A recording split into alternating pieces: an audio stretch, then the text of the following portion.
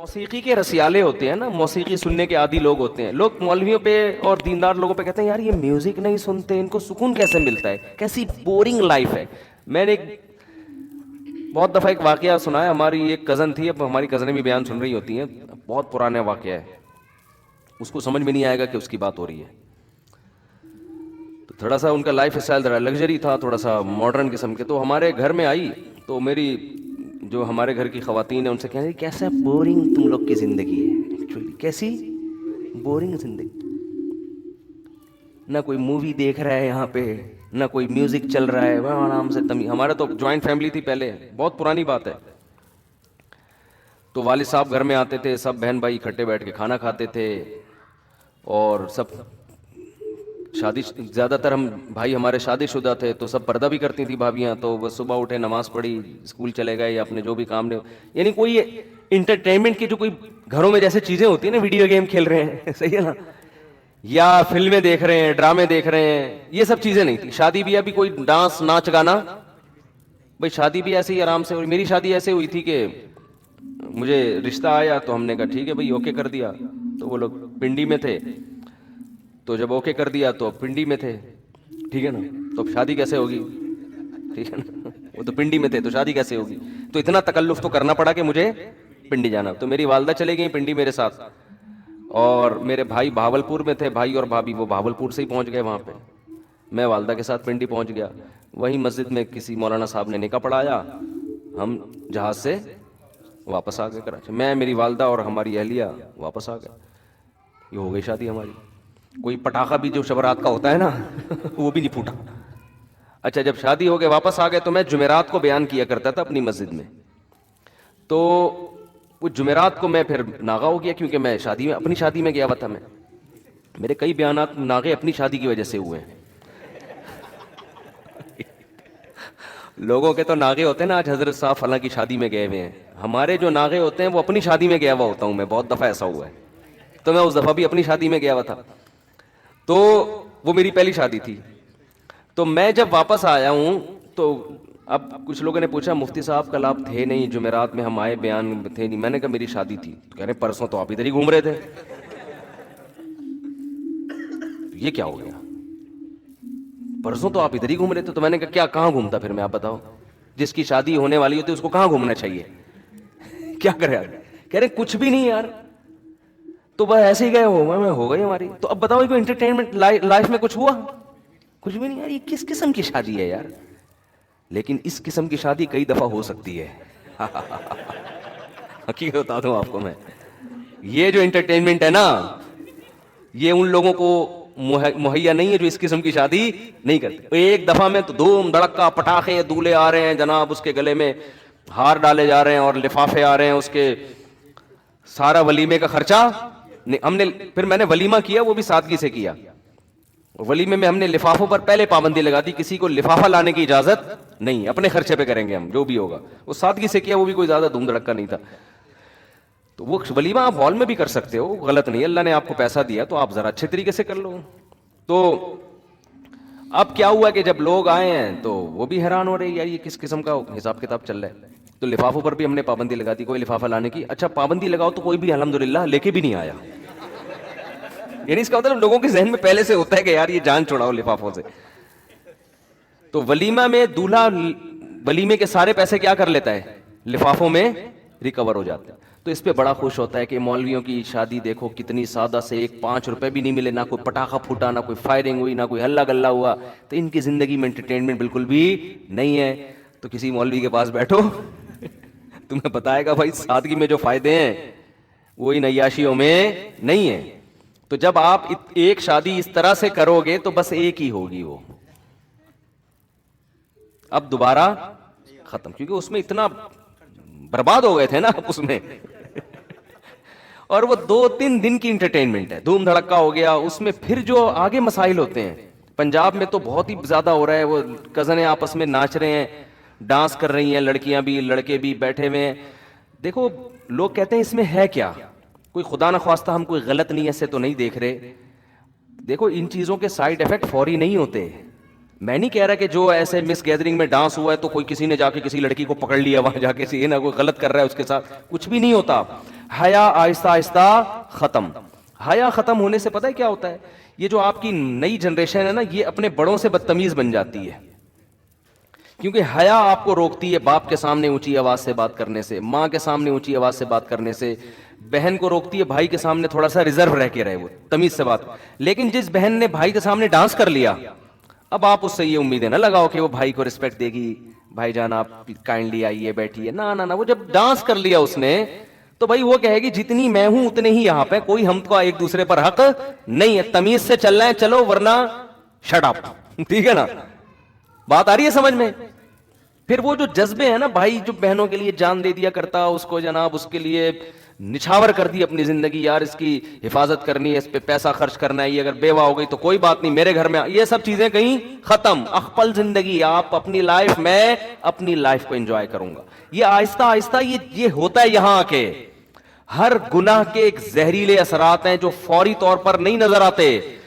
گورے سے یہی تو غلطی ہوئی ہے. اس نے کہا جو لبرل لوگ یہی تو غلطی کرتے ہیں، کہہ رہے کیا ہو گیا گانا سنتا ہے تو کیا ہو گیا، گانا سننے سے کیا ہو گیا، ڈانس کرنے سے. یہ جو بےہودہ قسم کا، ایک تو وہ اتنگ ہوتا ہے بیچارے ہمارے کے پی کے والوں کا، وہ تو ویسے سادہ طریقے سے نا ایسے ہی گول گول گھوم رہے ہوتے ہیں، وہ تو ڈانس ہی نہیں ہوتا نا، وہ تو ویسے ہی تو وہ قبائلی ایک رقص ٹائپ کا ہوتا ہے، تو وہ تو ایک الگ چیز ہے. لیکن یہ جو پراپر یہ جو، اب میں اس کو یہ نہیں کہہ رہا کہ وہ کیا کریں آپ لوگ، لیکن اس پہ یہ والا بیان نہ فٹ کر دیں کہ ان پہ فتوے لگا دیں جا کے. وہ کیا کر رہا ہے بیچارہ، تھوڑا سا ہل رہا ہے نا وہ شادی میں سادہ طریقے سے.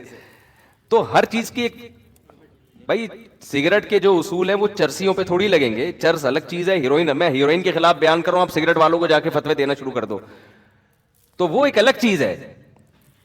کے پی کے میں یا بعض دیہات میں ہوتا ہے کہ وہ کیا ہوتا ہے کہ تھوڑا سا ڈھول رکھ کے نا، اتنگ کہتے ہیں اس کو، اتنگ کہتے ہیں نا، وہ تھوڑا سا اتنگ مار رہے ہوتے ہیں. وہ افغانستان میں سنا ہے کہ وہ جو مجاہدین تھے نا وہ بھی کرتے تھے. لڑائی سے پہلے نا مجاہدین کی عادت تھی افغانستان میں، جو نہیں رشیا کے خلاف لڑتے تھے، پھر یہ طالبان کا بھی سنا ہے، یہ لوگ کیا کرتے تھے کہ جب بھی جنگ سے پہلے نا تھوڑا سا ڈھول بجا کے یہ والا اتنگ کرتے ہیں، یہ تھوڑا سا گھومتے ہیں، یہ تھوڑا سا وہ کرنے کے لیے اپنے آپ کو موٹیویٹ کرنے کے لیے کہ ہم کوئی جنگ کو ٹینشن ہی نہیں لے رہے. تو خیر، تو یہ جو ڈانس مانس آج کل ہو رہے ہیں، ان میں ہوتا کیا ہے، جب آپ کی حیا نکلے گی تو اب اس کے پھر آگے جا کے سائیڈ افیکٹ بہت خطرہ. ماں باپ کہتے ہیں ہماری بیٹیاں ہمارے کنٹرول میں نہیں. او بھائی کنٹرول میں کیسے ہیں؟ جب ایک لڑکی اپنے والد کے سامنے ڈانس کر رہی ہے تو باپ کا مقدس رشتہ اور حیا ویا ختم. اب وہ نہیں ہوگا کہ وہ ابا کو، آپ اپنی بچیوں کو عادی بناؤ باپ کو دیکھ کے سر پہ دوپٹہ لے لیا کریں، وہ تو دیکھو آپ کا کتنا احترام کرے گی، آپ کی بات مانے گی، آپ کی مرضی کے خلاف نہیں چلے گی. اور یہ چیز ترقی میں رکاوٹ نہیں بنے گی. اگر جوان لڑکی اپنے ابا کو دیکھ کے تھوڑا سا سر پہ چادر لے لیتی ہے، یہ چادر نہیں لیتی، تھوڑا سا ریزرو ہو جاتی ہے کہ بھئی ابا آ رہے ہیں، تھوڑا سا گلے میں دوپٹہ لے لو، تو کیا اس سے ترقی کا کیا تعلق ہے بھائی؟ یعنی لوگ سمجھتے ہیں اگر ہم اتنی تہذیب اور تمدن کے ساتھ چلیں گے نا اپنے گھروں میں تو ہم تو انگریز کا مقابلہ کر ہی نہیں سکتے. ابے بھائی اس سے اللہ کی قسم کوئی تعلق نہیں ہے. یعنی ان چیزوں کے یہ جو دماغ میں آپ لوگوں نے بٹھا لیا ہے نا کہ ہم اپنے گھر میں مذہبی ماحول لے کر آئیں گے تو ہمارے اچھے ڈاکٹر نہیں پیدا ہوں گے، اچھے انجینئر نہیں پیدا ہوں گے. میں آپ کو حلفیہ کہتا ہوں اس سے زیادہ اچھے پیدا ہوں گے. کیونکہ تمیز والا آدمی جس کی سوچیں دائیں بائیں نہ گھومتی ہوں، وہ زیادہ اچھے طریقے سے پڑھ بھی سکتا ہے، زیادہ اچھے طریقے سے.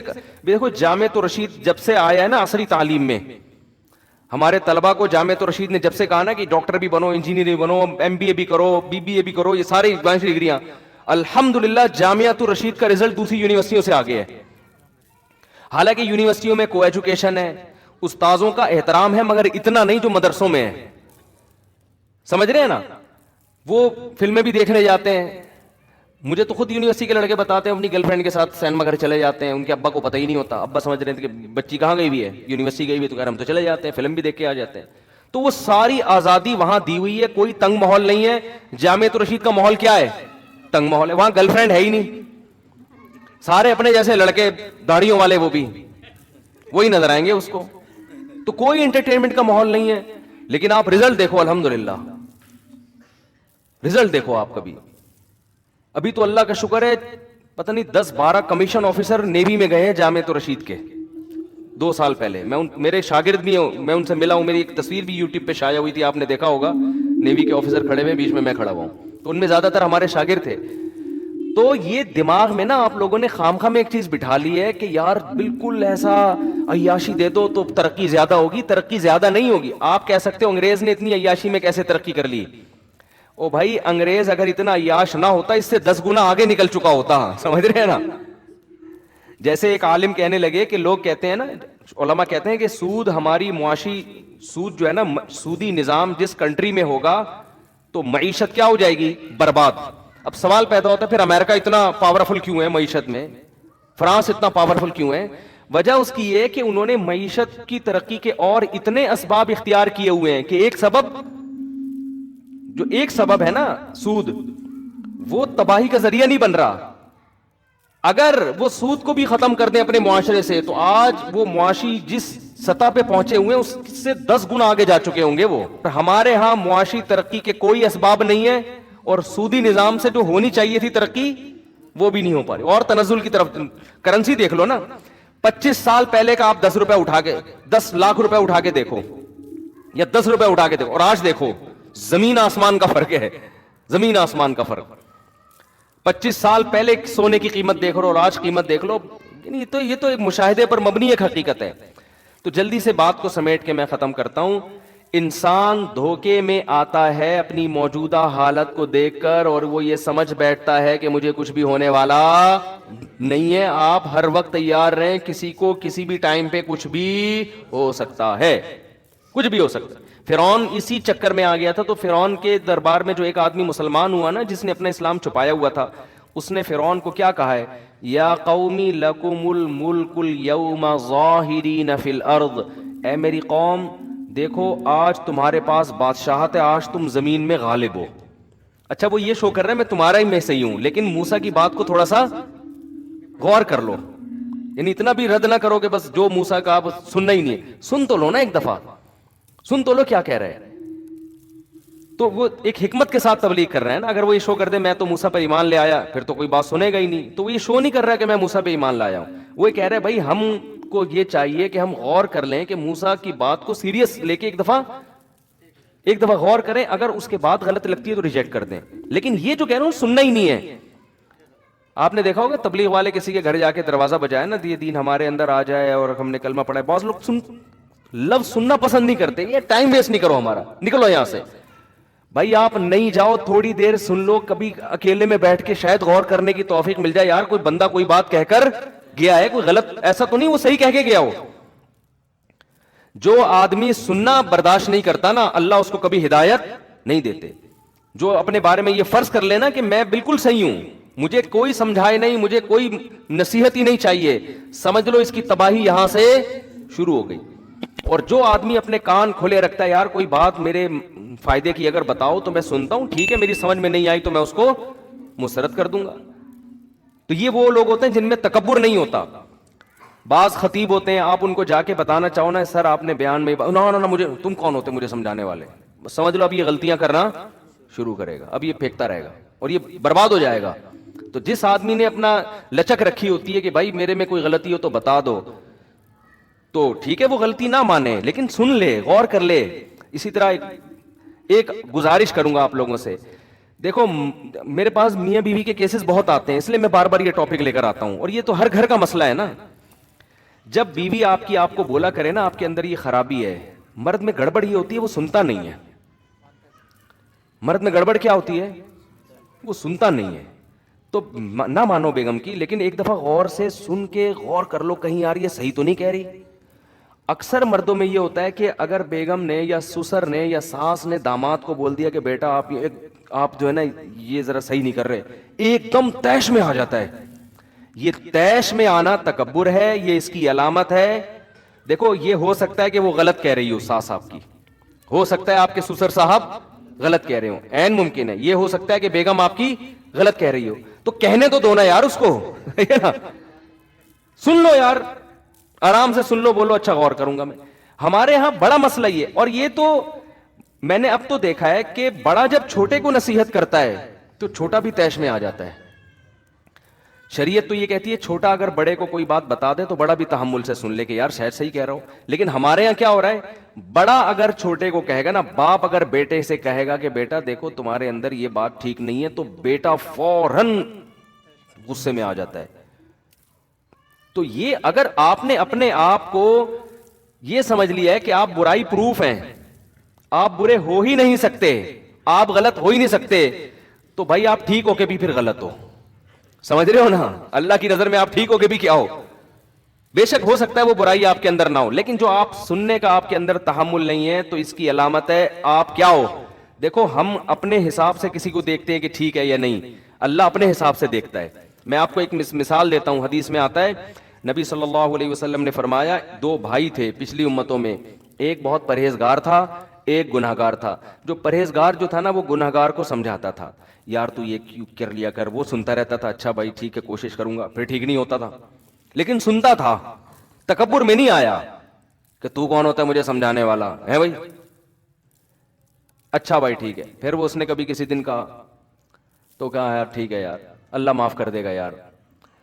تو ایک دن بڑا سمجھا رہا تھا چھوٹے کو یا دوسرے بھائی کو, تو اس نے کہا کہ یار اللہ معاف کرنے والا ہے. اس نے کہا اللہ کی قسم خدا تجھے معاف نہیں کرے گا, اللہ کی قسم خدا تجھے معاف نہیں کرے گا. نبی صلی اللہ علیہ وسلم نے فرمایا, اللہ کو اتنا غضب آیا, اللہ نے فرمایا این المتعلی علی اللہ اللہ یغفر لفلان, میرے اوپر کون قسم اٹھا کے کہہ سکتا ہے کہ میں مغفرت نہیں کروں گا. اللہ نے دونوں کو موت دی, اس کو بخش دیا جو گنہگار تھا, اور اس کو جہنم میں ڈال دیا اللہ نے. آپ کہہ سکتے ہیں یار ایک بات پر ساری نیکیاں ختم ہو گئیں اس کی, بظاہر تو لگتا ہے نا معاذ اللہ کو یہ ظلم تو نہیں ہو رہا. اصل بات یہ کہ ان نیکیوں کی بیس کیا تھی, وہ نیکیاں تو تکبر کی بیس, وہ نیکیوں کی بیس ہی غلط تھی. وہ سمجھنے لگا تھا کہ میں جو نیک اعمال کر رہا ہوں جنت واجب ہو چکی ہے, ٹھیک ہے نا میرے لیے, اور اس پر جہنم. تو جب آپ کے یہ کانسیپٹ ہی غلط ہے تو اس کا مطلب اللہ کی نظر میں وہ گناہگار نیک تو نہیں تھا, لیکن آپ سے زیادہ نیک تھا وہ, کیونکہ آپ کی نیکیوں کی بیس ہی غلط تھی. آپ کو تو نیکی کرنی چاہیے تھی, بھائی ہم اللہ کو خوش کرنے کے لیے کر رہے ہیں, اللہ اپنے فضل سے نیک لوگوں کو جنت میں داخل کرتا ہے, اللہ پر لازم نہیں ہے میں تو نیک کر کے بھی میں اللہ کا شکر کہاں ادا کر رہا ہوں. آپ کو یہ سوچ کے کرنا چاہیے تھا. اور دوسرے پہ آپ نے جو اللہ پہ کہہ دیا کہ اللہ مغفرت کر ہی نہیں سکتا. یہ اس کی مثال ایسے جیسے کوئی کسی سے چندہ مانگنے کے لیے جائے, اس کی مرضی دے نہ دے. ایک آدمی کسی سیٹھ صاحب کے پاس گئے جو بڑے سخی تھے, جو ہر ایک کو لٹایا کرتے تھے نا, بڑے سخاوت, اور ان کو اپنی سخاوت پہ بڑا ناز بھی تھا. آپ نے کیا کیا کہ ایک آدمی ان سیٹھ صاحب کے پاس چندہ لینے کے لیے گیا, اتفاق سے اس دن سیٹھ صاحب نے اس کو کسی مصلحت سے نہیں دیا, منع کر دیا. آپ کو جب پتا چلا آپ نے کہا کہ وہ سیٹھ تو بڑا کنجوس آدمی ہے. اب آئے گا سیٹھ کو غصہ, آئی بات سمجھنے. سیٹھ کیا کرے گا, اس کو فقیر کو جس کو رد کیا تھا نا بلائے گا اور بلینک چیک پکڑا دے گا اس کو, بولے بھائی اس نے میرے پہ کنجوسی کا جو تانا لگایا نا, یہ تانا میں برداشت نہیں کروں گا. میں نے تو تجھے کسی مصلحت سے نہیں دیے تھے پیسے, لیکن اب اس سے بڑی مصلحت آ گئی ہے کہ مجھے کنجوسی کا تانا دیا جا رہا ہے, یہ لے اس پہ کروڑوں روپے لکھ دے, کروڑوں تیرے ہو گئے. تو وہ آدمی تو مستحق نہیں تھا کروڑوں کا, لیکن جو سیٹھ ہوتا ہے نا جو کنجوسی کے تانے کو برداشت نہیں کرتا, وہ اپنے آپ سے اس تانے کو ختم کرنے کے لیے اس کو کروڑوں کا مالک بنا دے گا کہ اب کہہ کے بتا کہ میں کنجوس ہوں. یہاں بھی یہی ہوا ہے, کیونکہ اللہ جواد اور کریم ہے نا, اللہ بخل اور کنجوسی کا تانا برداشت نہیں کرتا. اللہ یہ تانا برداشت نہیں کرتا کہ میں رحیم و کریم نہیں ہوں, صحیح ہے نا, یہ تانا اللہ کو برداشت نہیں ہے. اب اللہ گناہگار کو سزا دے رہا ہے, اس میں اس کی مصلحت ہے, اس کا قانون یہی ہے کہ گناہ ہوگا, وجہ اور مصلحت کیا ہے, ام نجعل المتقین کالفجار. اللہ فرماتا ہے اگر میں سارے گناہگاروں کو بخش دوں, سزا ہی نہ دوں, تو جو گناہ سے بچے ہیں اور جو گناہ کرنے والے ہیں وہ سیم ہو جائیں گے. تو بچنے والے کہیں گے اللہ جب سبھی کی مغفرت کرنی تھی تو ہمیں اتنا تکلف کرنے کی ضرورت کیا تھی, ٹھیک ہے, ہم نماز پڑھ رہے ہیں فجر کی, ہم جناب روزے رکھ رہے ہیں, ہم نظروں کی حفاظت کر رہے ہیں, اور یہ تاڑو ایک نمبر کا, کوئی انٹی اس نے محلے کی چھوڑی نہیں ہے, یہ بھی اسی جنت میں, میں بھی اسی جنت میں, تو ہم بھی یہی کر لیتے, ہم بھی تاڑو بن جاتے.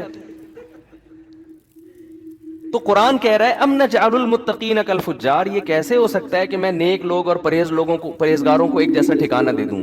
تو عام اصول اللہ کا یہی ہے, گنہگار کو ملے گی سزا, وہ سزا بھگتنے کے بعد جنت میں جائے گا, اور نیک آدمی وہ پہلے ہی جنت میں جائے گا، اور جنت میں جائے گا بھی اونچے درجات میں. تو قانون یہی ہے. اب اسی قانون کے مطابق اللہ تعالیٰ چاہتے کیا کرتے، جو بھائی گناہگار تھا اس کو کیا ملنی چاہیے تھی؟ سزا. اصول تو یہی تھا.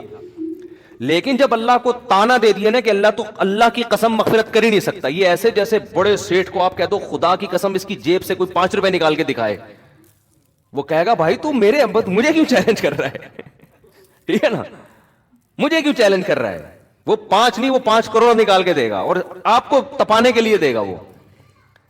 تو یہاں کیا ہوا ہے، اللہ کو یہ تانا دے دیا کہ وہ رحم نہیں کر سکتا، بندوں کو معاف نہیں کر سکتا. تو اب اللہ کو کی جو صفت ہے نا، جو غیرت والی صفت، وہ صفت جوش میں آئی ہے کہ میرے کو یہ کہہ دیا میں کسی گناہگار کو بخش نہیں سکتا، میں بخشوں گا اس کو. ٹھیک ہے نا، میں بخشوں گا، کر لے کیا کرنا ہے تو نے. تو وہ گریبی میں اس کی کیا بخشش ہو گئی؟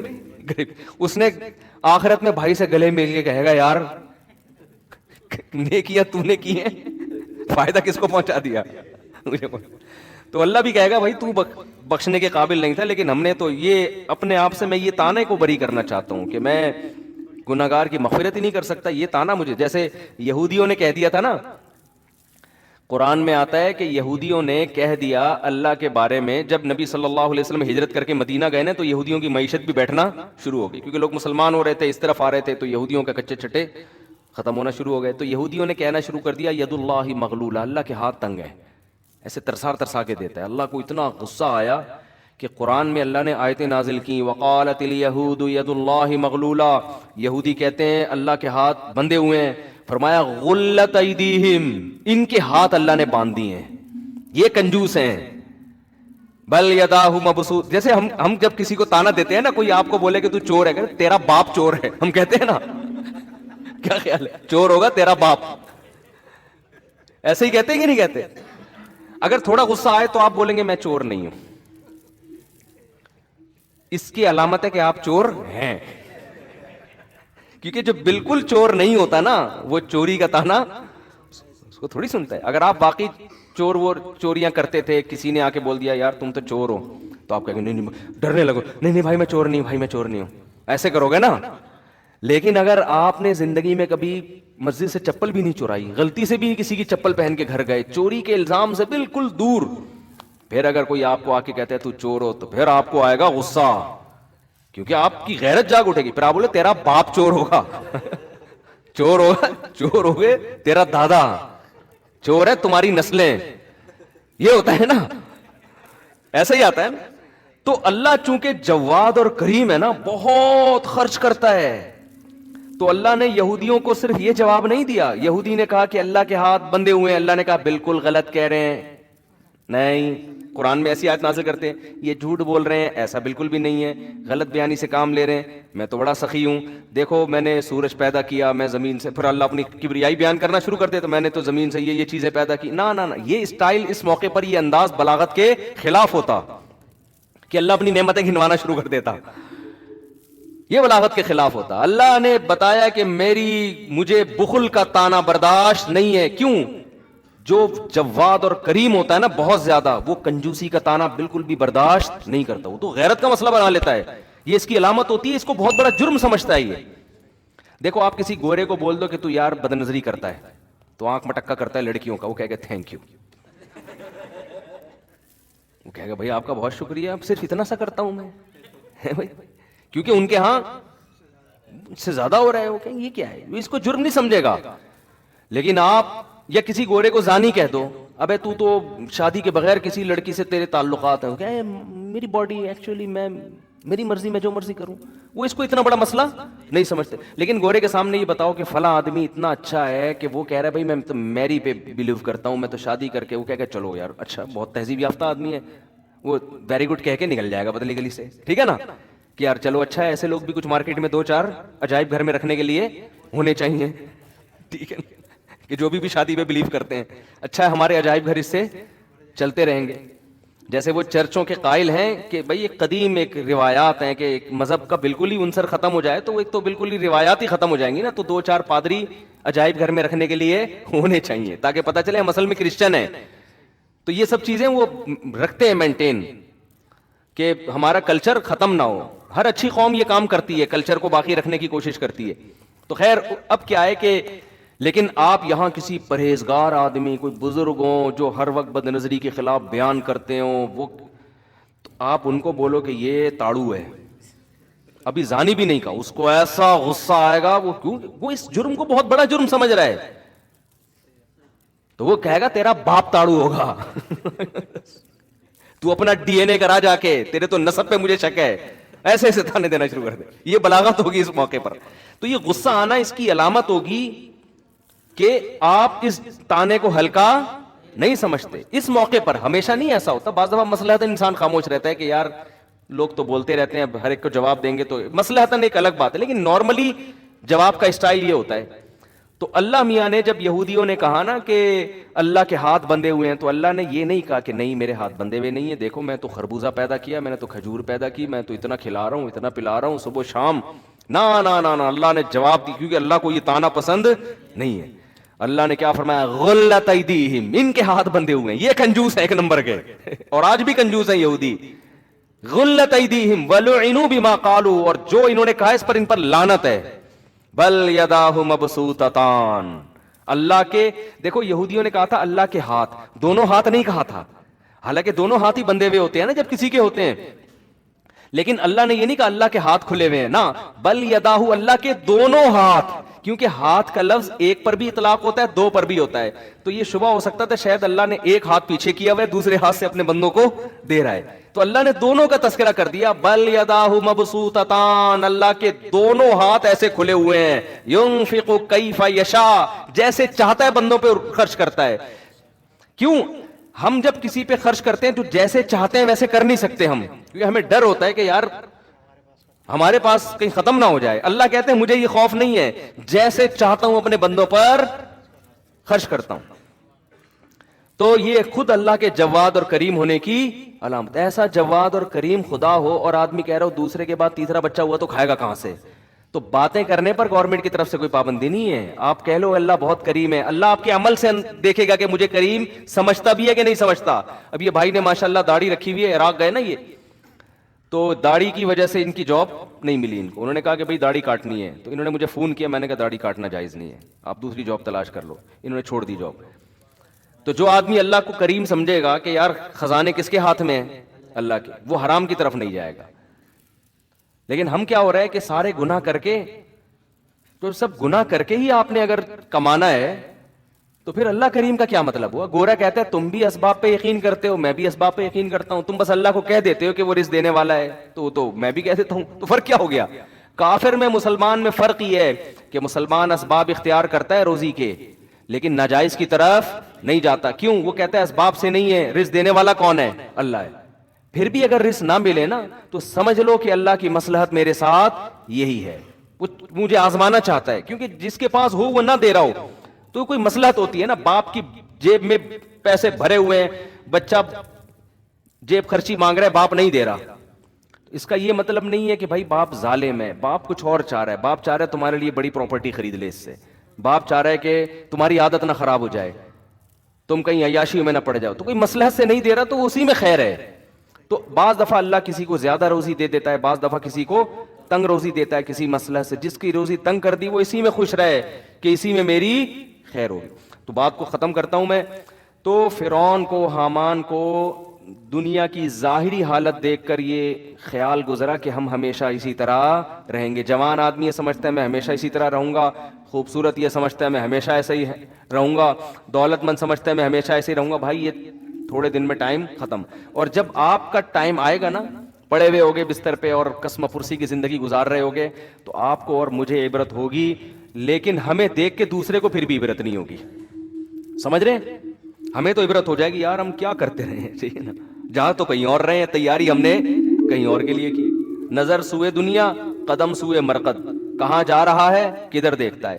قدم ہے قبرستان کی طرف، دل لگا رہا ہے بحریہ ٹاؤن کے پلاٹوں میں. ابے بحریہ کے قبرستان میں ہی دل لگا لے تو، کیوں؟ وہ تو یقینی ہے نا، بحریہ ٹاؤن جو بھی جائے گا بالآخر وہاں کے قبرستان میں تو جائے گا. تو وہاں کا کی طرف توجہ ہی نہیں ہے. تو شاعر نے کہا ہے، مرقد کہتے ہیں قبر کو، نظر سوئے دنیا قدم سوئے مرقد. تیری نظر دنیا کی طرف ہے، چل کے کہاں جا رہا ہے؟ قبر کی طرف. کہاں جا رہا ہے کدھر دیکھ رہا ہے. ایک آدمی کے سامنے گٹر کا ڈھکن کھلا ہوا ہو اور وہ پیچھے دیکھ کے جا رہا ہو تو اگلا کہے گا بھائی جدھر کو جا رہا ہے دیکھ بھی تو ادھر ہی کو نا یا تو ادھر ہی جانا شروع کر دے جہاں کو تو جا رہا ہے. دیکھ پیچھے رہا ہے بلڈنگوں کی طرف نا, خوبصورت بلڈنگ ہے یار زبردست, اور ادھر کو چلتا ہوا جا رہا ہے, آگے گٹر کھلا ہوا ہے.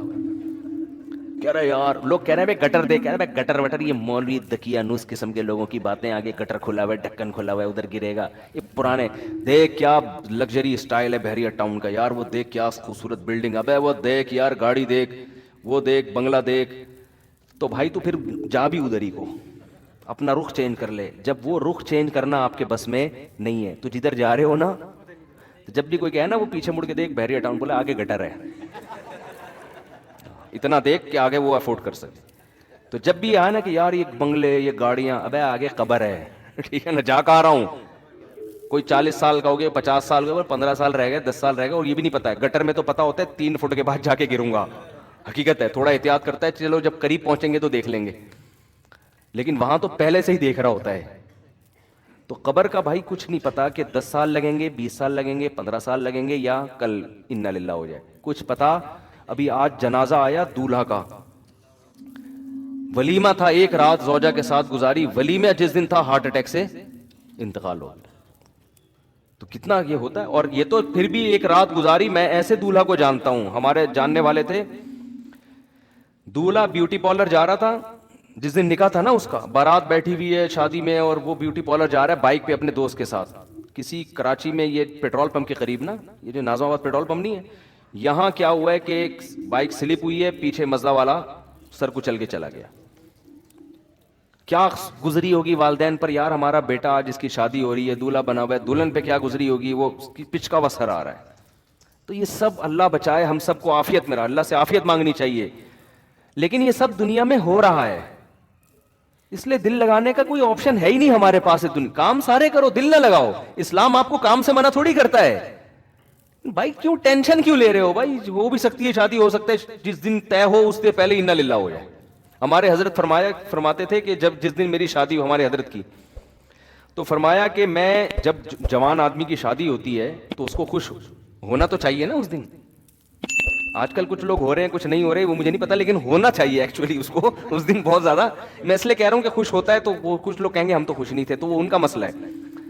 تو ویسے نارملی انسان کو خوش ہونا چاہیے. تو حضرت نے فرمایا کہ میری جب شادی ہوئی نا, اور جو نظر کی حفاظت کرنے والے لوگ ہیں, جو پاک دامن لوگ ہیں, ان کو نکاح میں لذت بھی اللہ نے زیادہ رکھی ہوتی ہے. تو حضرت فرماتے ہیں کہ میں جب گھر والوں کے پاس جانے لگا تو میں نے دل میں سوچا کہ اگر اس وقت موت کا فرشتہ آئے اور کہ چل بھائی آخرت کے لیے, تو تیرے دل پہ کیا گزرے گی. ہے بھائی, آدمی اصولی طور پر شاید ہم جیسے نالائق ہوتے ہیں, ہم کہتے ہیں اللہ 3-4 دن تو مہلت دے دے. اتنے عرصے کے بعد پہلی دفعہ شادی ہو رہی ہے. طارق مسعود صاحب ہوتے تو چلو کوئی مسئلہ نہیں تھا, کئی دفعہ ہو چکی تھی پہلے بھی. ارادہ بھی ایک کا ہو, حضرت کا تو ایک ہی کا ارادہ تھا, ایک ہی کی انہوں نے, وہ تو دوسری کے, وہ تو کہتے تھے یہ جس نے کوئی غم نہ ہو, جیسے کہتے ہیں نا بکری پال لے. تو کیا حالت ہوگی. اور پاک دامن, اور ہمارے حضرت کی صحت بھی بڑی زبردست تھی. میرے شیخ حضرت مفتی رشید احمد صاحب رحمہ اللہ تعالیٰ لدھیانہ کے پنجاب کے تھے, سب سنوبر کے تنے جیسا ان کا قد تھا ماشاءاللہ, بہت زبردست صحت حضرت کے. جب بھی کئی واقعات ہیں حضرت کے, جب بھی تو نہیں کہہ سکتا, واقعات ہیں انوار الرشید میں جو ان کی کتاب ہے اس میں لکھے ہوئے ہیں کہ کلائیاں توڑی ہیں پھڈوں کے دوران, ٹھیک ہے نا, پہلوانوں کی کلائیاں توڑی ہیں, تھے دبلے پتلے. تو لیکن جب ان کی لڑائیاں ہوئی ہیں نا پھڈوں کے دوران, پہلوان کی کلائیاں توڑی ہیں, 2-3 پہلوانوں کی, کسی کی کلائی توڑ دی, کسی کا سیٹنگ آؤٹ ہو گئی, بھاگ گئے وہ. تو بہت زبردست فائٹ کرنا جانتے تھے, بڑی خاندانی صحت رکھی ہوئی تھی. تو صحت مند آدمی وہ تو ظاہر ہے اور زیادہ اس کو نکاح میں رغبت ہوتی ہے. تو حضرت فرماتے ہیں میں نے اپنا محاسبہ کیا. وہ ہر وقت نا اپنے آپ کو چیک کرتے تھے یہ بڑے لوگ کہ ہم آخرت سے غافل تو نہیں ہو رہے کہیں, یعنی ہر وقت چیک کہ دنیا کی نعمتیں تو ساری رکھنی ہیں, لیکن آخرت کو ہمیشہ دنیا پہ ترجیح. بھائی تیار ہر وقت موت کے لیے. تو میں اور آپ ہوتے ہیں, ہم کہتے ہیں اللہ 6 مہینے کی مہلت دے دے, 10 مہینے کی مہلت دے دے. ہمارے تو آگے بھی بڑے پلان ہیں نا, یا اللہ ابھی تو میری شادی ہوئی ہے, ابھی تو میں مفتی صاحب کے بیان سننا میں نے شروع کیے ہیں, ابھی تو بیگم کا ذہن بنانا ہے دوسری کے لیے, پھر تیسری کے لیے, پھر چوتھی کے لیے, پھر جب 4 ہو جائیں گے پھر بچے ہوں گے, پھر بیٹیاں ہوں گی, پھر بیٹیاں بڑی ہوں گی, پھر بیٹیوں کی شادیاں ہوں گی, پھر بیٹے اسٹیبل ہو جائیں گے, پھر میں ان کے لیے پراپرٹی بنانے کی سوچوں گا, پھر میں ان کے لیے اتنے مکان بناؤں گا, پھر میں مکان بنا کے پھر جب سب کو نام کر کے پراپرٹی تقسیم کر کے پھر میں آخر میں حج پہ جاؤں گا. پھر میں حج سے آنے کے بعد قضائے عمری بھی میں نے کرنی ہے. 40 سال سے میں نے ایک نماز بھی نہیں پڑھی ہے. وہ قضائے عمری میری کمپلیٹ ہو جائے, اس کے کمپلیٹ ہونے کے بعد بھی سوچ رہا ہوتا ہے ابھی مرنا مناسب رہے گا کہ نہیں رہے گا.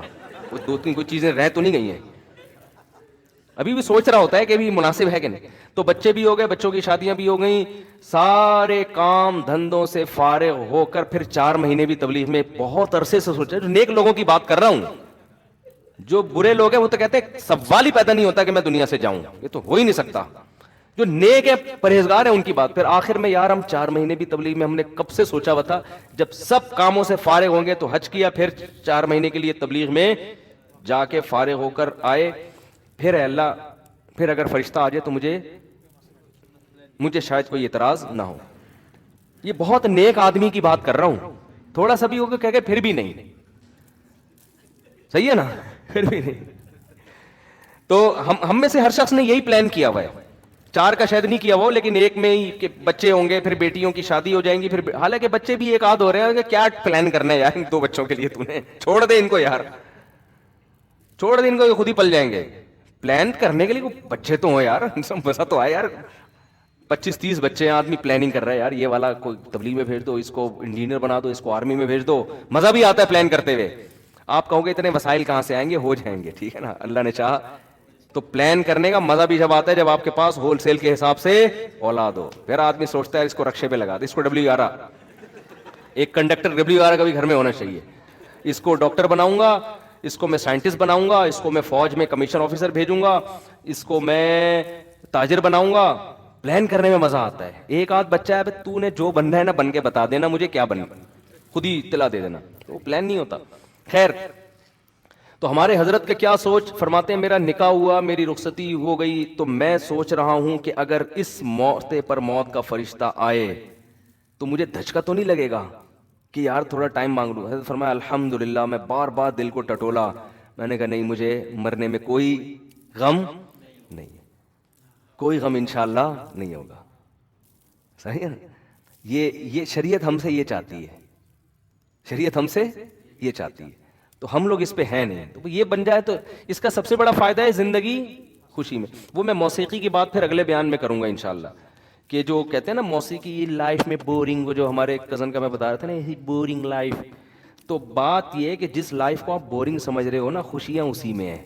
اور جس لائف کو آپ سمجھ رہے ہو نا انٹرٹینمنٹ, وہ ایسے انٹرٹینمنٹ ہے جیسے چرسی کو, ہیروئن کو چرس پیتے ہوئے مزہ آتا ہے, بس وہ چرس کے دوران ہی آتا ہے, اس کے بعد پھر ختم, پھر وہ زیادہ ڈپریشن میں جاتا ہے. چرسی آپ کو پتا ہے جو لوگ چائے نہیں پیتے ان کو غصہ کم آتا ہے, چائے پینے والوں کو زیادہ. میں بھی پیتا ہوں چائے, عادت پڑی ہوئی ہے, لیکن کوئی بہت زیادہ یعنی بہت زیادہ فرق نہیں ہے. چائے تو سب سے کم درجے کا ہے نا, کیفین, نہ پیو تو اچھا ہے, پی رہے ہو تو میں نے 2-3 ڈاکٹر سے کہا, انہوں نے کہا یار سٹا نہیں لگا رہے, چرس نہیں پی رہے, تو چلو یار اتنا مارکیٹ میں چلتا ہے. اور مجھے چائے کی عادت لوگوں نے ڈالی ہے, میں نے چھوڑ دی تھی, 1 سال چائے چھوڑ دی تھی, فضول چیز ہے, کیا کرنا ہے پی کے, بہت ہنسی خوشی زندگی گزر رہی تھی. پھر وہ لوگوں نے پلا کے نا, ہمارے KPK کے لوگ سخی اتنے ہیں کہ اگر چائے نہیں پیو نا تو پھر یہ دمبا کھلاتے ہیں, پیٹ بھرا ہوا ہے نہیں کھا سکتا دمبا بھائی, کہہ رہے ہیں پھر کولڈ ڈرنک پلاتے ہیں, کہہ رہے ہیں ہمارے یہاں مہمان آیا, یہ کیسے ہو سکتا ہے کہ یہ خالی پیٹ چلا ہے, تیرا باپ بھی کھائے گا, حقیقت ہے, ہمارے مہمان آیا یار خالی پیٹ چلا جائے. ابے بھائی میں اس کا بھی تو مہمان تھا, ادھر میں دمبا چربی میں کھا کے آیا ہوا ہوں, وہاں میں نے کولڈ ڈرنک بھی پی لی, لسی بھی پی لی, بھائی میں پھٹ پھٹا کے مر جاؤں گا. کہہ رہے ہیں ہمارے, ہم لوگ سوچیں اپنے بچوں کو کیا بتائیں گے یار, ہمارے مہمان آئے, اور یہ تو غیرت کا مسئلہ ہے. تو چائے سب سے کیا ہے, ہلکی چیز ہے, بھائی تو چائے بنا کے لے آیا, ورنہ کولڈ ڈرنک تو اس سے زیادہ خطرناک ہے, لسی کی جگہ نہیں ہے پیٹ میں, تو مجبوراً پھر لوگ بھی ایسے ہی ہیں. تو یعنی جو پنجاب میں جاؤ تو ہر جگہ, پھر ہم نے کہا یار یہ اس سے پاکستان میں بچنا ہم میرے جیسے آدمی کے لیے ممکن نہیں ہے, پی لے, ٹھیک ہے نا, کیا ہے کیا ہو جائے. لیکن حقیقت بتاؤں, میں نے جب 1 سال چائے چھوڑی رکھی تھی نا, تو مجھے ہو گیا تھا کہ جو میرے اندر ہر آدمی میں کچھ نہ کچھ غصہ تو ہوتا ہے نا, وہ بھی ختم ہو گیا تھا, یعنی غصے والی بات پہ بھی نہیں آ رہا تھا. وجہ کیا ہے کہ چائے بھی آپ کو ریلیکس کرتی ہے نا, تو جب آپ کو ریلیکس کرتی ہے تو پھر آپ اس کے عادی ہو جاتے ہیں, پھر آپ کو کوانٹٹی بڑھانی پڑتی ہے. تو یہ ہر چیز میں ایسے ہی بڑھاتے بڑھاتے, لیکن وہ کیونکہ بہت کم درجے کا نشہ ہے, وہ بہت زیادہ پیتے رہو تو جا کے ہوتا ہے, اور اس سے چھوڑنا بھی کوئی اتنا مشکل کام نہیں ہے, 3-4 دن تک 8-10 دن تک اثر ہوگا, پھر نارمل ہو جاؤ. لیکن جو زیادہ نشے کی چیزیں ہیں نا وہ بڑی ڈینجرس ہوتی ہیں. اس میں چرسی ہیروئن چی زیادہ ڈپریشن میں ہوتے ہیں, حالانکہ وہ ڈپریشن ختم کرنے کے لیے پی رہے ہوتے ہیں. صحیح ہے نا. ابے بھائی تو ڈپریشن, ایک ہمارے محلے میں ایک بندہ تھا, وہ سگریٹ پیتے تھے, وہ 55-60 سال ان کی عمر, ان کے پھیپڑوں میں بلغم بہت پیدا ہوتا تھا, ٹی بی ہو گئی ان کو, وہ سگریٹ پیتے تھے تو بلغم نکلتا. ڈاکٹر کہہ رہے ہیں یہ سگریٹ چھوڑ دے. وہ کہہ رہے ہیں ڈاکٹر صاحب جب سے سگریٹ پیتا ہوں تو بلغم اکھڑتا ہے. اب جب نہیں پیتے تو وہ اور تکلیف ہوتی تھی. ڈاکٹر نے کہا یہ پیدا سگریٹ کی وجہ سے ہو رہا ہے, جب پینا چھوڑ دو گے تھوڑے دن تکلیف ہوگی, یہ پیدا ہونا ہی ختم.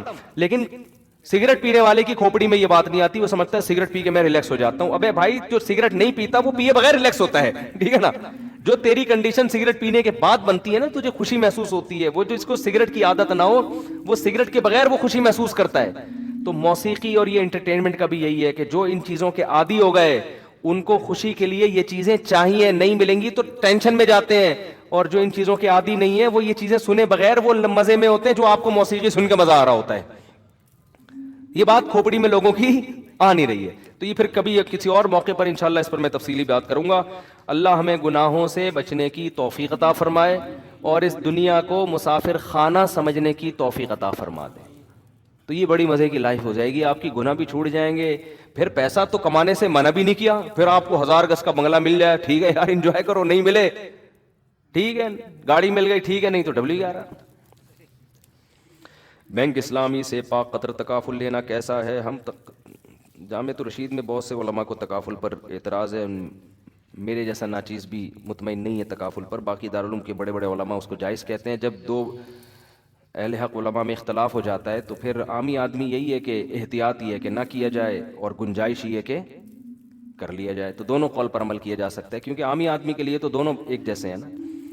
جب بھی کوئی ایسا اختلاف ہوتا ہے نا تو علماء ایک ٹرم استعمال کرتے ہیں کہ اس میں احوط یہ ہے کہ اس سے بچو, ایسر یعنی آسانی اس میں ہے کہ کر لو, کیونکہ اب اختلاف ہے تو خالص حرام نہیں کہہ سکتے اس کو, سمجھتے ہو. تو کوئی کرنا چاہے تو, یا کسی کو ان کی رائے پر اعتماد ہو تو ٹھیک ہے. سعودی عرب نے تبلیغی جماعت پر پابندی لگا دی ہے. دیکھو بات یہ ہے, میں بار بار یہ کہتا ہوں, انور مقصود نے جب معین اختر سے پوچھا نا کہ ماموں کیا کرتے ہیں, تو معین اختر نے کہا ماموں کی باتیں کس سے پوچھو, ماموں. تو سعودی حکومت جو کر رہی ہے نا, تو سعودیہ کی باتیں کس سے پوچھو, حکومت سعودیہ سے پوچھو, مجھ سے پوچھ کے پابندی نہیں لگائی. آئی بس. تو وہ پروگرام کا میں نے کلپ دیکھا تھا, بہت جگہ فائدہ ہوا, بہت جگہ فائدہ ہوا, گھر میں بھی فائدہ ہوا. میرے گھر والے مجھ سے کچھ پوچھ رہے ہوتے ہیں نا کہ وہ کیا کہہ رہا تھا, میں نے کہا ماموں کی باتیں کس سے پوچھو, ماموں سے پوچھو. تو یہ مسجد میں بھی فائدہ ہوا, لوگ مجھ سے آگے پوچھ رہے ہوتے ہیں. میں کہتا ہوں بھائی معین اختر سے ہم نے ایک چیز سیکھی ہے. اس کے شارٹ کلپ میں انور مقصود نے پوچھا کہ ماموں کیا کرتے ہیں, اس نے کہا ماموں کی باتیں ماموں سے. پھر جب بہت زیادہ پوچھا اس نے کہا ماموں گالیاں دیتے ہیں, یہ کرتے ہیں. غلط کیا ہے بھائی, اللہ تعالیٰ تبلیغی جماعت پہ پابندیوں کو ہٹائے سعودی عرب میں. حضرت صدر اسلام مفتی رفیع عثمانی صاحب کی طبیعت ناساز ہے. بھائی بہت بڑے سرمائے ہیں علماء کے لیے, پاکستانی علماء کے لیے, خاص طور پر پاکستانی عوام کے لیے. حضرت مفتی تقی صاحب کے بڑے بھائی ہیں, خصوصی دل سے دعا کریں اللہ ان کو شفائے کامل عاجل عطا فرمائے. عام بینک میں جو بھی اسلامی بینک نہیں ہے, پیسے جمع کروائیں زکوٰۃ نکالتے وقت, سودی رقم الگ کر لی گئی ہے تو یہ سودی رقم کہاں دے سکتے ہیں, کسی بھی غریب کو دے سکتے ہیں بغیر ثواب کی نیت سے. انڈیا سے مہمان آئے آپ سے ملاقات کرنے, ادھر ہی جب بیان ختم ہو مسافہ کر لینا بھائی, ابھی بہت تھکاوٹ ہوتی ہے. اور کوئی بات جلدی سے مختصر کسی نے پوچھنی ہو مجھ میں سے جلدی سے پوچھ لیں, یہ تو ہو چکے ہیں نا. یہاں سے کسی نے کوئی سوال پوچھنا ہو اسپیڈ کے ساتھ. ہائے ہائے ہائے, جس آدمی کا عقیدہ شرکیہ ہو اس کے پیچھے نماز نہیں ہوتی. اب یہ خود فیصلہ کریں کس کا شرکیہ ہے کس کا شرکیہ نہیں ہے. جی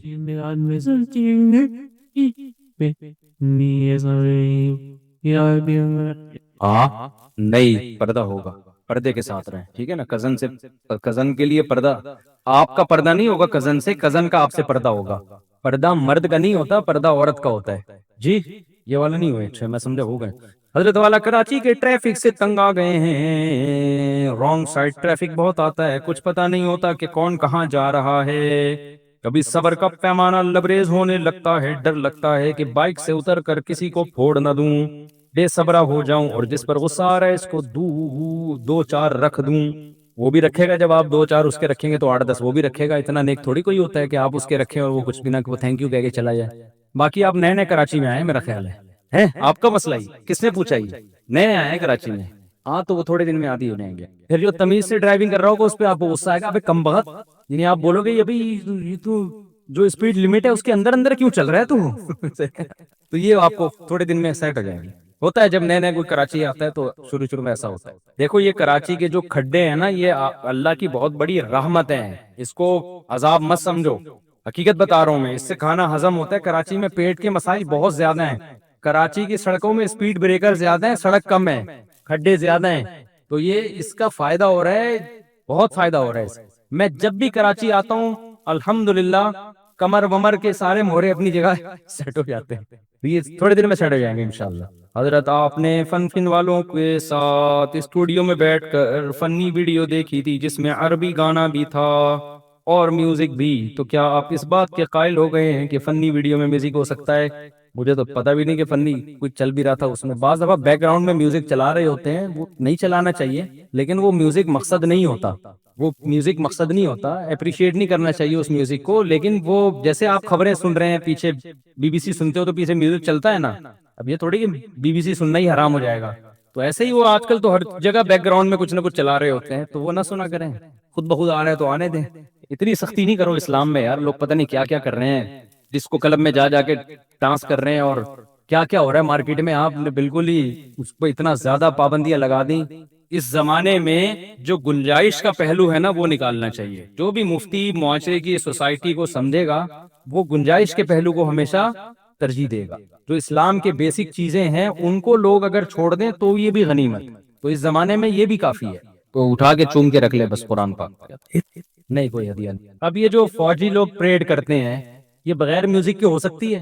یعنی کچھ فتوے ایسے ہوتے ہیں جو مارکیٹ میں دینا آسان ہے لیکن جب آپ کے پاس گورنمنٹ آئے گی تو وہ نہیں چلے گا، وہ پریڈ کرتے ہوئے جا رہے ہیں خاموشی سے، ایسا تھوڑی ہوتا ہے، کچھ جنگ کے موقع پہ دف بجانا یا موٹیویشن کے لیے اس طرح کی چیزیں، یہ تو فقہا نے بھی لکھا ہے جائز ہے، تو اس کی میوزک میں یہ کر لینا چاہیے کہ جو گانے بجانے کے میوزک ہیں یہ تو بالکل حرام ہے، اور وہ میوزک جو موٹیویشن کا ذریعہ بن رہا ہے ملی نغموں میں یا پریڈ وغیرہ کے دوران، اس کو ناپسندیدہ کہتے ہیں، مکروہ کہتے ہیں، اس کے لیے وہ کبیرہ الفاظ وہ والے استعمال نہ کریں جو بالکل ایک ڈسکو کلب میں جا کے انسان ناچ رہا ہوتا ہے نا، میں نہیں کہہ رہا کہ اس کو بالکل حلال کہیں، لیکن تھوڑا ہلکا رکھیں، جتنی شریعت نے جس چیز کو رکھا ہے نا اس کو اتنا ہی رکھیں، اس کو کہتے ہیں ناپسندیدہ ہے، مکروہ ہے، اس طرح کے الفاظ استعمال کریں، اس پہ وہ حکام لوگ بہت الٹا سیدھا کر رہے ہیں۔ جنید جمشید کی جب نظمیں آنا شروع ہوئی نا اس میں بھی تھوڑا بیک گراؤنڈ میں ہو رہا ہوتا تھا، لوگ کہتے تھے یہ دیکھو میوزک، میں نے کہا بھائی وہ ڈسکو کلب سے آیا ہے یار، اب اس کو اتنا تو کرنے دو تھوڑا سا، اس کو بالکل ہی آپ نے صوفی بنا کے وہ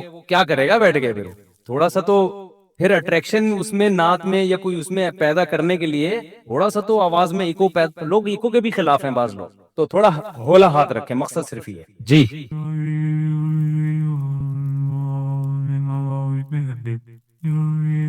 ہاں اچھا میں چندہ نہیں دیتا ایسے، ہاں نہیں یہ مسائل کا سیشن ہے نا، یہ تو پورے مشورے لے رہے ہیں آپ، یہ تو آپ خود فیصلہ کریں، ٹھیک ہے۔ اچھا دیکھو یہاں بہت دفعہ ایسا ہو رہا ہے کہ لوگ سیلاب کے نام پہ مجھ سے چندہ مانگنے کے لیے آ رہے ہیں، میرے پاس لوگ رقمیں بھیج رہے ہیں سیلاب زدگان کے لیے، ان کو میں کہہ رہا ہوں ٹرسٹ میں بھیجو، پھر بھی بھیج دیتے ہیں، لا کے پکڑا دیتے ہیں، تو میں نے پھر ادھر ہی بھیجنا ہوتا ہے، کچھ لوگوں کو میں نے پرسنلی بھی دیے پیسے، نہیں وہ کسی اور مد میں استعمال نہیں ہو سکتی وہ رقم، لوگ آپ کو زکوٰۃ کے پیسے دیتے ہیں، آپ نے کسی کے کاروبار میں اٹھا کے لگا دی، حرام ہے، ناجائز ہے، یہ امانت ہے لوگوں کی، کہیں اور نہیں لگا سکتے آپ، ایک شرط میں لگا سکتے ہیں کہ آپ کے اکاؤنٹ میں آپ کے 1 لاکھ روپے پڑے ہوئے ہیں اور آپ کو کسی نے 1 لاکھ روپے زکوٰۃ کے دیے، تو یہ ہو سکتا ہے کہ آپ کا وہ 1 لاکھ زکوٰۃ کے کر لیے میں نے اور یہ 1 لاکھ میں استعمال کر رہا ہوں، اب وہ والے میں کسی غریب کو دے دوں گا، تو یہ تو کیونکہ پیسے بدل رہے ہیں نا، تو یہ تو اس میں کوئی نقصان نہیں ہے، یا یہ ہو سکتا ہے کہ جی جو اکاؤنٹ میں پیسے تھے وہ زکوٰۃ کے تھے اور آپ کے پاس جو پیسے آئے وہ پرسنل تھے، تو آپ نے کہا یہ پرسنل پیسے جو ہیں یہ میں زکوٰۃ میں دے رہا ہوں، فقیر آ گیا ہے اور وہ جو تھے وہ میرے ہو گئے، تو یہ جب ہے جب بیک اپ پہ اتنے پیسے آپ کے پاس پڑے ہوئے ہوں، اگر بیک اپ پہ پیسہ ہی نہیں ہے پھر جائز نہیں ہے،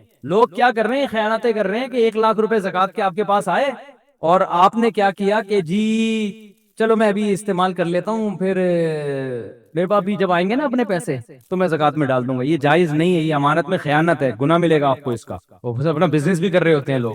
اچھا, سیلاب زدگان کے نام پہ بہت سے لوگ آتے ہیں مجھ سے مدد طلب کرنے. دیکھو ہم نے ایک طریقہ بنایا ہوا ہے, اس کے بغیر ہم کسی کی مدد نہیں کرتے, کیونکہ کراچی میں فراڈی بھی بہت دبا کے گھوم رہے ہیں. ہر تھوڑے دن میں میرا مکان ٹوٹ گیا, ہمیں کیا پتا تیرا مکان ٹوٹا ہے کہ نہیں ٹوٹا. تصویریں لوگ بھیجتے ہیں, ہمیں کیا پتا بھائی تو اپنے گھر کی بھیج رہا ہے, کسی کی تصویریں نیٹ سے اٹھا کے بھیج رہا ہے. تو اس کا ہم نے ایک طریقہ بنایا ہوا ہے کہ ہمارے جامعہ کے طلبہ پورے ملک میں پھیلے ہوئے ہیں, جو جس علاقے میں وہ وہاں کا سروے کر کے رپورٹ دیتا ہے ہمیں کہ اس گاؤں میں اتنے متاثر ہیں, اس گاؤں میں اتنے متاثر ہیں. ان کی پوری, اب جامع رشید جائے, میں پوری ڈاکومنٹری بناؤں گا انشاءاللہ اس پہ, کہ ایک ایک جگہ کی کیلکولیشن انہوں نے کی ہے بڑی خاندانی طریقے سے. جامع رشید نے خاندانی کام کیا ہے بہترین, کہ کس گاؤں میں کتنے لوگ متاثر, کہاں کتنے لوگ متاثر, ان کے مہینے کے راشن کا کتنا خرچہ ہے اور کس چیز کی نیڈ ہے, ضرورت ہے, مچھردانی ہے بہت, اور یہ اپڈیٹ کرتے رہتے ہیں. تو بڑا خاندانی کام ہے. تو ہم پھر انہی کے ساتھ تعاون کرتے ہیں کہ بھائی آپ جو ہے نا ایسے نہیں کوئی بھی اٹھ کے آ جائے. بعض لوگ کہتے ہیں ہو سکتا ہے وہ مستحق ہو, بھائی ہو تو بہت کچھ سکتا ہے دنیا میں, لیکن زیادہ تر فراڈی ہوتے ہیں اس میں جو غلط. تو ہم لوگوں کی امانتیں ایسے کیوں ضائع کریں. اس کا پھر ایک طریقہ یہ ہے کہ آپ بھی یہی طریقہ استعمال کریں, سروے کروایا کریں, رپورٹ لیا کریں, پھر ٹوکن دے دیتے ہیں جا کے, پھر ان کو کہیں بھی بلا لیا کسی ایسی جگہ پہ جہاں گاڑی جا سکتی ہے یا کشتی جا سکتی ہے, ایسی جگہ پہ ان کو بلا کے. اب ہیلی کاپٹر ہمارے بس میں نہیں ہے, سمجھتے ہیں نا, تو ورنہ تو بہت سی جگہ ایسی نا ہیلی کاپٹر کے علاوہ کام ہو ہی نہیں سکتا, تو وہ ایسے بالکل ہی ڈوب گئے ہیں وہ لوگ. تو اس طرح سے کام کریں. ہلڑ در میں اتنی بدنظمی ہو رہی ہے کہ کئی ٹرسٹ بیچارے جن کو پراپر سروے نہیں ہے, ایک آدمی کو 6 مہینے کا راشن دے دیا, اس کے پڑوس میں بھوکا مر رہا ہے, جو جا رہا ہے اس کو ڈبے دے کے آ رہا ہے, دوسرا بھی اسی کو دے کے آ رہا ہے, تیسرا بھی ان کو پتہ ہی نہیں کہ یہ پہلے 10 لوگوں سے لے چکا ہے. تو ڈسٹریبیوشن میں بہت گڑبڑیں ہو رہی ہیں. اس لیے جب بھی اس طرح کا کوئی بڑا کام کیا جاتا ہے پراپر طریقے سے, وہیں کے ہمارے یہ سہولت ہے کہ ہمارے طلبہ ملک کے چپے چپے میں الحمدللہ 20 سال سے ہم مدرسے میں پڑھا رہے ہیں نا, پورے ملک سے لوگ آتے ہیں, طلبہ جاتے ہیں, ان کا ریکارڈ ہے ہمارے پاس, کون سا طالب علم کہاں رہتا ہے, ان سے ہم رپورٹیں طلب کرتے ہیں, پھر ان کے ذریعے مدد کرتے ہیں. اس طرح سے کام آپ لوگ بھی اسی طرح سے کریں اگر کرنا چاہتے ہیں. ایسے ہلڑ دڑڑ میں جا کے بس لوگ کیا کریں, تاجر ٹرک لے کے گئے, وہ اکثر تو ٹرک راستے میں اڑ جاتے ہیں, اور پھر جا کے ایسے ہی پھینک پھاک کے آ گئے, تو وہ نہیں ہوتا, ایسے مزہ نہیں آتا. لوگوں کی امانتیں ضائع ہوتی ہیں اس طریقے سے. اور بعض لوگوں نے تو یہی لا کے رکھے, بارشوں میں سارا راشن ان کا تباہ و برباد ہو گیا. ان کو ذرا بھی خیال نہیں, کروڑوں روپے لوگوں کے آپ بارشوں میں برباد کر رہے ہو, راشن تباہ ہو رہا ہے. ایسے بھی ویڈیوز آ رہی ہے لوگوں کی. تو اس لیے کام کریں, پیسہ اللہ نے دیا ہے تو اس کو تمیز سے خرچ کریں. بےہودہ طریقے سے اسراف کر کے اڑانا ٹھیک نہیں ہے. وما علینا الا البلاغ, بہت مذاق ہو گیا. 2 پراٹھوں کا مطلب یہ نہیں ہوتا قیامت تک آدمی بولتا ہی رہے. گانوں میں کفریہ کلمات کا حکم. بہت سارے ایسے گانے ہیں جن میں کفریہ کلمات ہیں. اگر کوئی مسلمان اس جملے کو سمجھے بغیر انجانے میں وہ گانا گائے تو کیا اس کی وجہ سے وہ کافر ہو جائے گا؟ محمد تسلیم اختر انڈیا سے. نہیں, انجانے میں کافر نہیں ہوگا, لیکن گانا مسلمان کو گانے نہیں گانے چاہیے. باقی گانوں میں جو کفریہ کلمات ہوتے ہیں, اس میں ایک بات سمجھیں کہ شاعری کے اصول اور ضابطے کچھ اور ہوتے ہیں. بعض دفعہ شاعر کسی چیز کو مبالغہ کر کے بیان کر رہے ہوتے ہیں, اس پہ جو جذباتی لوگ ہوتے ہیں فوراً کفر کا فتویٰ لگا دیتے ہیں, تو یہ بھی غلط. شاعری کی دنیا ایک عام دنیا سے الگ ہوتی ہے. علامہ اقبال کی شاعری تھی نا شکوہ, اس میں اللہ سے بہت ساری شکایتیں کی. اب بعض لوگوں نے اس وقت متشدد لوگوں نے علامہ اقبال پہ کفر کا فتویٰ لگا دیا. صحیح جو سنجیدہ علماء تھے انہوں نے تو نہیں لگایا, لیکن بعض نے لگا دیا. تو وہ شاعری تھی, اس میں اللہ سے شکایتیں بھی ہو رہی ہیں, شکوے بھی ہو رہے ہیں. تو ایک نثر میں جب ہم عام نارمل حالات میں ایسی بات کر دیں تو وہ کفر کا فتویٰ لگے گا. شاعری کے اصول, میں یہ نہیں کہہ رہا شاعری میں کفر بکنا جائز ہے, میں یہ کہہ رہا ہوں کہ شاعر کی بات کو سمجھنے کی کوشش کرنی چاہیے کہ یہ کہنا کیا چاہ رہا ہے. تو اس میں جلد بازی نہیں کرنی چاہیے. کفر کے معاملہ ایسا نہیں ہے کہ کوئی بھی کچھ بات کہہ دے آپ نے فوراً اٹھا کے اس کو کافر کہہ دیا. اور تو شاعری میں اگر آپ خود نہیں فیصلہ کر سکتے, کسی عالم سے پوچھ لیں, پڑھے لکھے سنجیدہ علماء سے, کہ بھئی یہ کافر ہے بھی یا نہیں ہے, یا یہ کلمات کفری ہیں, تو آپ کو بتائیں گے کہ بھئی یہ شاعری کا ناز ہوتا ہے. بعض دفعہ اللہ سے شکایتیں ہو رہی ہوتی ہیں, وہ شکایتیں صرف ایک ناز کے حکم میں ہوتی ہیں کہ ناز کیا جا رہا ہے اللہ کے ساتھ. تو اس میں جلد بازی سے کام نہیں لینا چاہیے فتویٰ لگانے میں اور کفریہ کافر کہنے میں کسی کو. مذہبی لوگوں میں بعض دفعہ بڑی شدت آ جاتی ہے, اس سے بڑے مسائل کھڑے ہو جاتے ہیں. تو واضح طور پر جب کفری بات ہوگی یا بے ادبی کی بات ہوگی پھر بہرحال اس کو غلط کہا جائے گا. لیکن گھما پھرا کے جیسے وہی ہے نا چپل پہ اللہ لکھا ہوا ہے, کچھ لوگوں نے لا کے دکھا, کہ وہ نہیں لکھا ہوا تھا چپل پہ اللہ, خدا نا کون لکھے گا بھائی چپل پہ اللہ, تو مجھے لا کے دکھایا وہ یوں یوں بن رہا ہے. تو بھائی ایسے لکیروں سے آپ تصور, آپ بادل میں تصور کر کے دیکھیں نا, آپ فرض کریں گے اللہ لکھا ہوا ہے تو اللہ نظر آئے گا آپ کو, آپ فرض کریں گے کہ کوئی بھالو بنا ہوا ہے تو بھالو نظر آئے گا آپ کو. تو کچھ لوگوں کے دماغ میں کچھ ایسی سافٹ ویئر بیٹھ جاتے ہیں کہ وہ ہر چیز میں ان کو الٹی چیز ہی نظر آ رہی ہوتی ہے. تو ایک ہمارے دوست اچھے خاصے پڑھے لکھے بہت لڑے مجھ پہ کہ یہ اللہ لکھا ہوا ہے. میں نے کہا یہ اللہ نہیں لکھا ہوا, چپل کے تلوے پہ نہیں لکھا ہوا, بہت لڑے. تو وہاں کسی عمارت پہ وہی ڈیزائن ہمیں نظر آئے, میں نے کہا کیسا خوبصورت ڈیزائن ہے, کہہ رہے زبردست. میں نے کہا غور کرو یہ اللہ لکھا ہوا ہے. تو کہا کہاں لکھا ہوا ہے, میں نے کہا پھر چپل کا ڈیزائن, اور میں نے کہا دیکھو وہ ایک ہی ڈیزائن تھا.